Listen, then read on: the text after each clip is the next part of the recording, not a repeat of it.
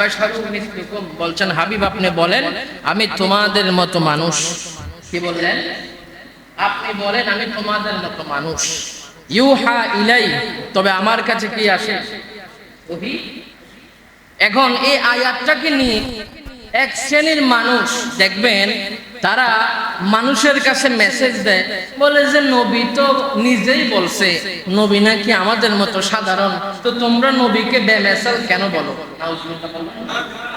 আল্লাহ যে বললেন কুল ইন্নামা আনা বাশারুম মিসলুকুম, আল্লাহ যে মিসলুকুম বললেন, আমার নবীর বাশারিয়াতকে আল্লাহ বললেন আপনি বলেন আপনি যে বাশার, আপনি বলে দেন আপনি যে বাশার। এটার একটা হাকিকত আছে না নাই? জোরে বলেন না। এই আয়াতকে 5টা দৃষ্টিভঙ্গি দেওয়া হয়েছে। কয়টা? এই আয়াত দ্বারা 5টা ফেরকা হয়েছে। কয়টা ফেরকা? আপনাদের এগুলো জানা দরকার আছে। এগুলো ঈমান আকীদার বিষয়। কিসের বিষয়? ঈমান এবং আকীদার বিষয়। আপনি যদি না জানেন তাহলে আপনার ঈমান হরণ করতে বাতিল ফেরকার সহজ হয়ে যাবে।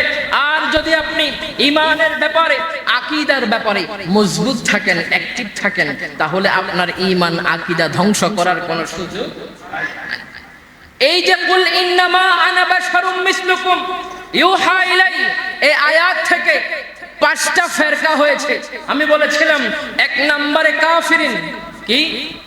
কাফিরিন, যারা আমার নবীর মিসলিয়াত মানে, আমার নবীর বাশারিয়াতকে মানে, শানে হাবিবিয়াত ইউহা ইলাই, শানে হাবিবিয়াতকে তারা মানে।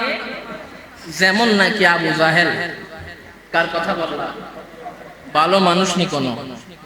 আবু জাহেল ভালো মানুষ? আপনারা জোরে বলেন না কার নাম বললাম? আবু জাহেল, যার নাম ছিল আবুল হাকাম। কিন্তু আমার নবী যেই দিন থেকে আবু জাহেল বলল, কুল কায়নাত কিয়ামত পর্যন্ত কি নামে চিনবে?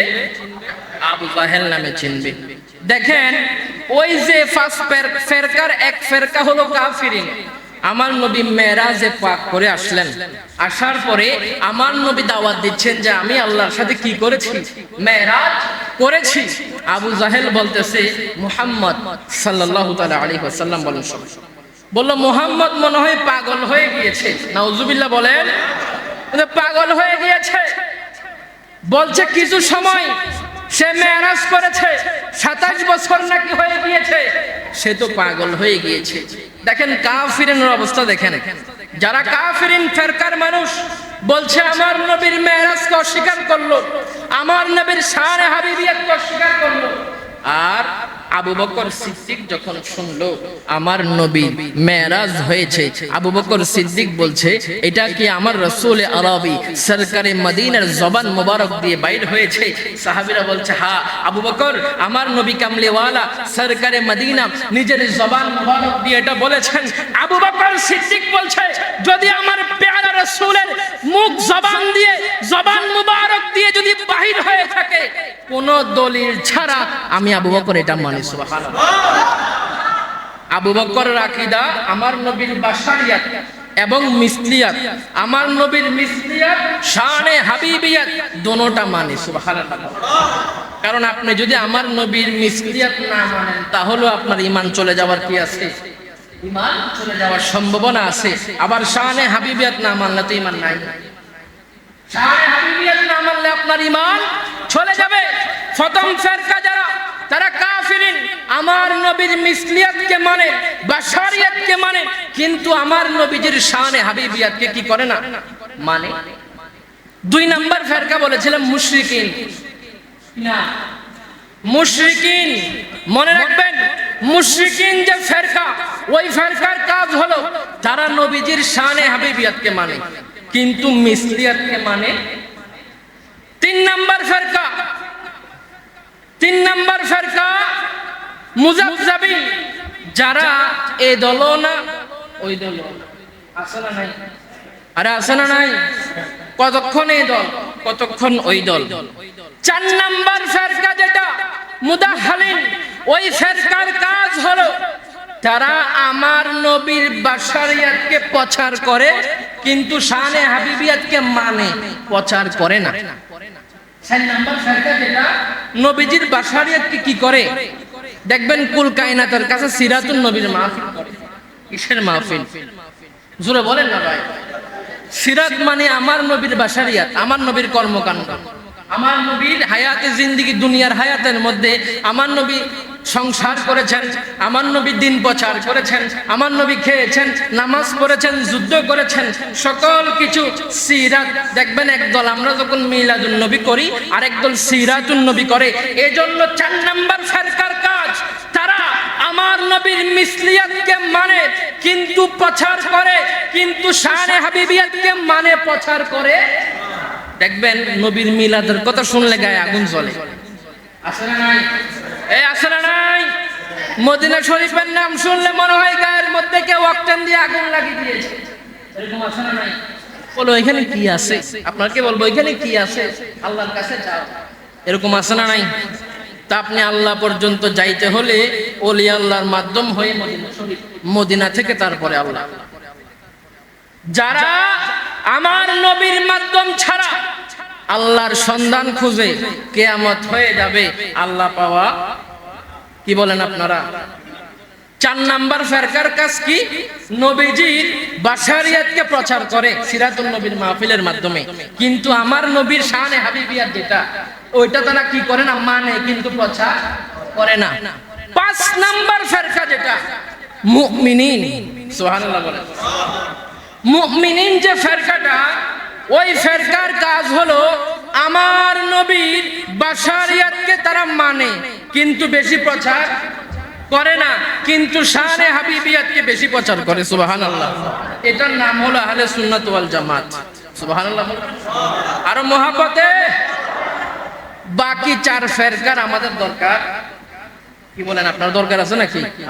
বাকি 4 ফেরকার আমাদের দরকার। আমাদের প্রয়োজন হলো মুমিনিন। সুবহানাল্লাহ বলেন।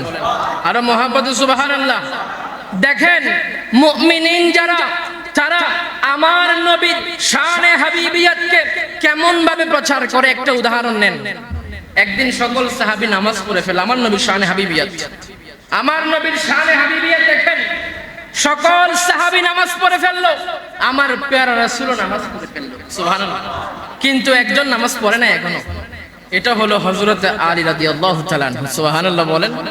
আমার নবী আসরের নামাজের সময় আমার নবীর হযরত আলী রাদিয়াল্লাহু তাআলা আনহুর কুল মুবারকের মধ্যে আমার নবী ঘুমাচ্ছে। সুবহানাল্লাহ বলবেন না? আস্তে আস্তে আস্তে আস্তে আস্তে আস্তে আসরের ওয়াক্ত চলে গেল, সূর্য কি হলো, ডুবে গেল।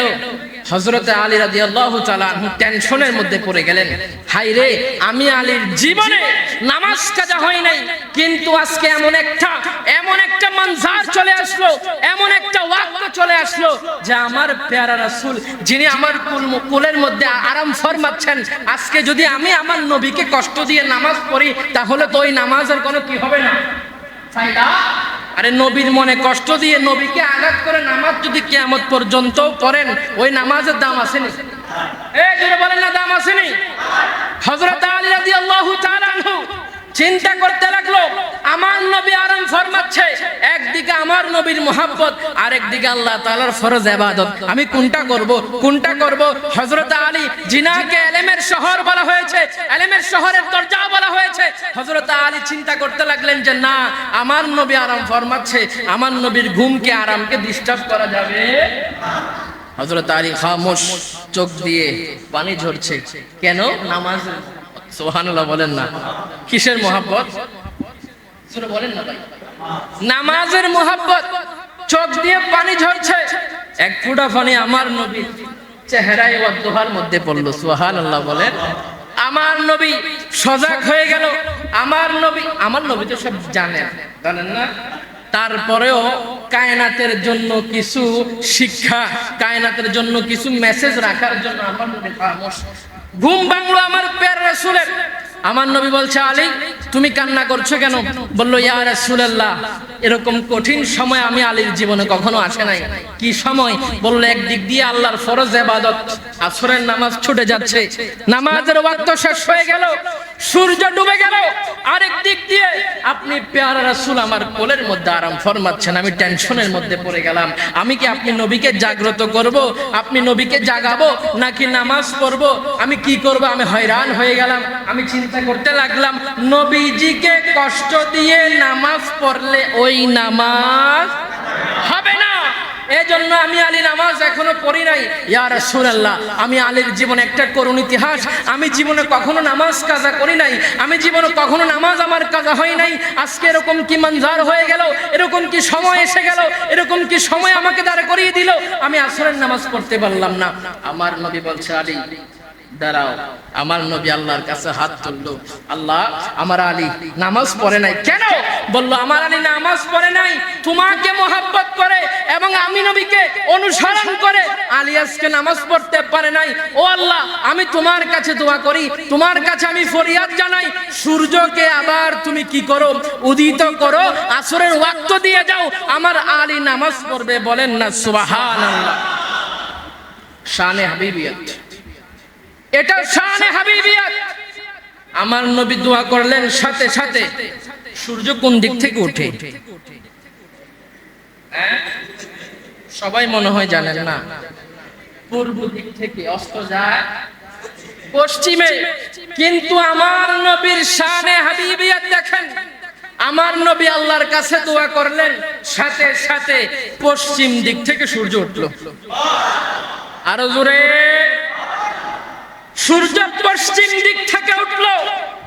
আমি যে বললাম শানে হাবিবিয়ত, এই শানে হাবিবিয়ত প্রকাশ করতে গিয়ে আল্লাহ কুল ইন্নামা আনা বাশারুম মিসলুকুম কেন বললেন, আমার নবীকে কেন বললেন? বলেন, ইয়া রাসূলুল্লাহ, আপনি তো আমি তোমাদের মতো মানুষ, এই কথা কেন বললেন? আপনাদেরকে আমি পিছনের দিকে নিয়ে যাই। নমরুদ নাম শুনছেন নি? নমরুদ ভালো মানুষ, হ্যাঁ? হযরত সাইয়্যিদুনা ইব্রাহিম আলাইহিস সালাতু ওয়াস সালাম, তিনি যখন নমরুদের জামানার মধ্যে ছিল, তখন নমরুদ যখন বিভিন্ন মূর্তি পূজা করত, আল্লাহ সাইয়্যিদুনা ইব্রাহিম আলাইহিস সালাতু ওয়াস সালামকে হুকুম দিল, ও ইব্রাহিম যাও, তুমি হকের দাওয়াত দাও। সুবহানাল্লাহ, আর মুহাম্মদে সুবহানাল্লাহ বলে। ইয়া রাসূলুল্লাহ, মনোযোগ আছে নি সবার? মনোযোগ আছে? ইব্রাহিম আলাইহিস সালাতু ওয়াস সালাম নমরুদের কাছে গেল, যাওয়ার পরে বলছে, হে নমরুদ, তুমি যেটা করছো সেটা ভালো কাজ নয়, তুমি বাতিল। আর যিনি মহান প্রভু তিনি হলেন আমার আল্লাহ। সুবহানাল্লাহ বলেন। নমরুদ বলছে, তোমার আল্লাহ কিরকম আল্লাহ? বলছে, আমার আল্লাহ ওই রকম আল্লাহ যিনি যাকে চাই মারতে পারে, যিনি যাকে চাই হায়াত দিতে পারে। সুবহানাল্লাহ, কোরআনে পাকের আয়াত। নমরুদ বলল, যেটা আমিও করতে পারি। নমরুদ তার জেলখানার থেকে দুইজন কয়েদি আনলো, আসামি আনলো, যাদের আগামীকালকে সাজা মুক্ত হয়ে যাবে, আগামীকালকে সাজা শেষ হয়ে যাবে। ওই রকম দুইজনকে এনে নমরুদ কি করলো, ফাঁসি দিয়ে দিল।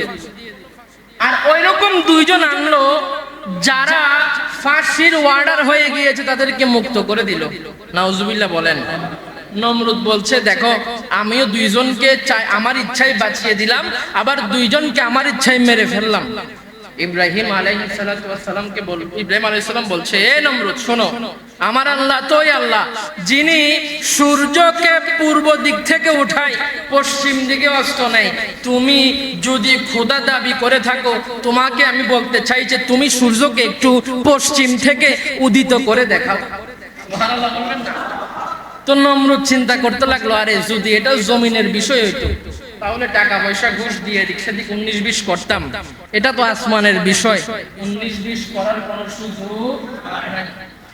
ওই সময় যদি এমন হয়ে যেত, নমরুদ যদি পশ্চিম থেকে সূর্য উদিত করত, সাইয়্যিদুনা ইব্রাহিম আলাইহিস সালাতু ওয়াস সালামের কওমরা তাদের কিন্তু ঈমানে দুর্বলতা হয়ে যেত, ঠিক না? কারণ বলতো নমরুদকে যেটা বলে সে সেটা করতেছে, ঈমান কি হয়ে যেত? দুর্বল হয়ে যেত। এজন্য নমরুদের সেই ক্ষমতা হয় নাই পশ্চিম থেকে সূর্যকে উদিত করার জন্য।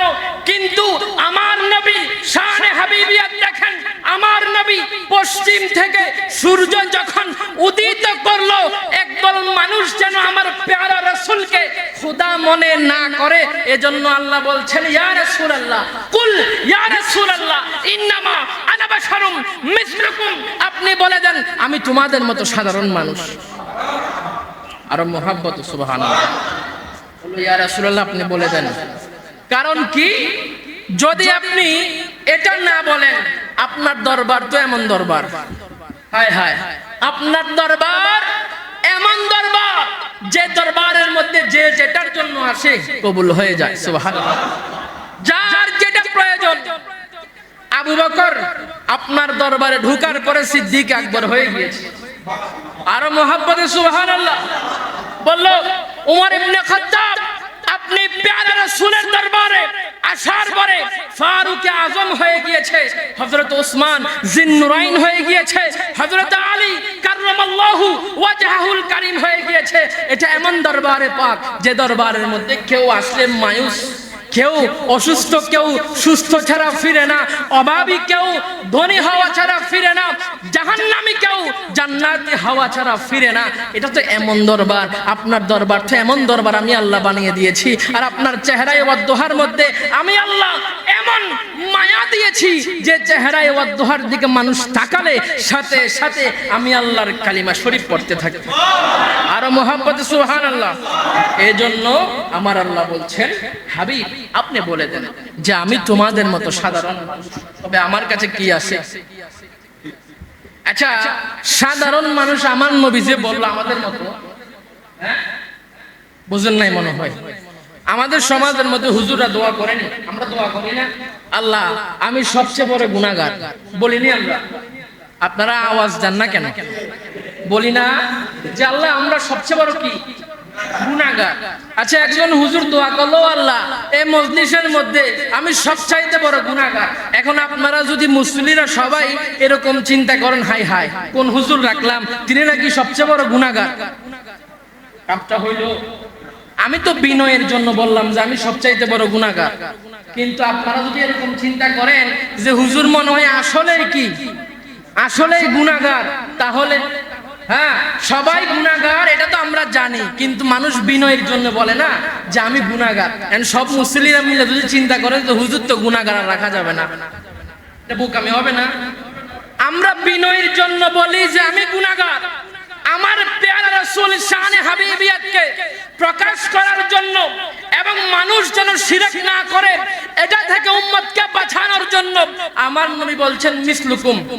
কি বলছেন? মিসলুকুম, আমি তোমাদের মতো সাধারণ মানুষ, আমার কাছে ওহী আসে। তো আমার নবী এটা বিনয়ী করেছেন আমাদের জন্য। এখন যারা গাদা আছে, গর্দব আছে, যারা গুস্তাখে রাসূল আছে, তারা এটাকে ফায়দা নিচ্ছে কি বলে নবীজি নাকি বলেছেন কি, নবীজি নাকি সাধারণ মানুষ। নাউজুবিল্লাহ।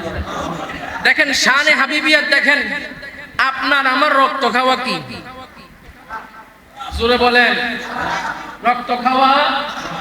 হাদিসে পাকের মধ্যে আছে মালিক বিন সিনান রাদিয়াল্লাহু তাআলা আনহু, আমার নবীর হাঁটু মুবারকের মধ্যে জখম মুবারক হলো। কি হলো? জখম মুবারক হলো। হওয়ার পরে আমার নবীর রক্ত মুবারক বাহির হইল। হওয়ার পরে আমার নবীর ওই রক্ত মুবারক মালিক বিন সিনান পান করে ফেলল। জোরে বলেন না সুবহানাল্লাহ। আপনারা কি নারাজ নাকি আমার উপর? একটু আওয়াজ দিয়ে কথা বলেন না। মালিক বিন সিনান আমার নবীর রক্ত মুবারক পান করলো। শরীয়তের হুকুম রক্ত পান করা হারাম। আর আমার নবী সাহাবীদেরকে ডাক দিয়ে বলছে, ও আমার সাহাবীরা শুনে রাখো, যদি কোন জান্নাতি ব্যক্তি দেখতে চাও তাহলে মালিক বিন সিনানের দিকে তাকাও। আর মুহাব্বত সুবহানাল্লাহ। এটা হলো আমার নবীর শানে হাবিবিয়াত, আমার নবীর শানে হাবিবিয়াত। আর যদি মিসলিয়াত প্রকাশ করত, মিসলিয়াত যদি বলতো, যদি মেসাল থেকে বলতো, বাশারিয়াত থেকে বলতো, তাহলে রক্ত খাওয়া কি, জোরে বলেন না। কিন্তু আমার নবীর শানে হাবিবিয়াত দেখেন, রক্তপান করা হয়েছে, রক্তপান করা হয়েছে। আমার নবী ঘোষণা দিল জান্নাতি। আরো মুহাব্বতে, আরো মুহাব্বতে। তাহলে আজকে যারা বাংলাদেশের মধ্যে দেখবেন আমার নবীর মিসলিয়াতকে বেশি প্রকাশ করে, কি প্রকাশ করে? মিসলি। আচ্ছা বলেন, নবীজির শানে হাবিবিয়াত, শানে হাবিবিয়াত মানে মিলাদুন নবী। সুবহানাল্লাহ বলবেন না? শানে হাবিবিয়াত কি? মিলাদুন নবী। কারণ কি 10 জন মানুষ 100 জন মানুষ 1 কোটি মানুষ দুনিয়ার বুকে আসা একরকম, আর আমার প্যারা রাসূল দুনিয়ার জমিনের আশা অন্যরকম। সুবহানাল্লাহ বলবেন না? এটা হলো শানে হাবিবিয়াত। এটা কি শানে হাবিবিয়াত? আরে গর্দবের দল, তোমরা আমার নবীকে কিভাবে নিজের মতো সাধারণ মনে করো?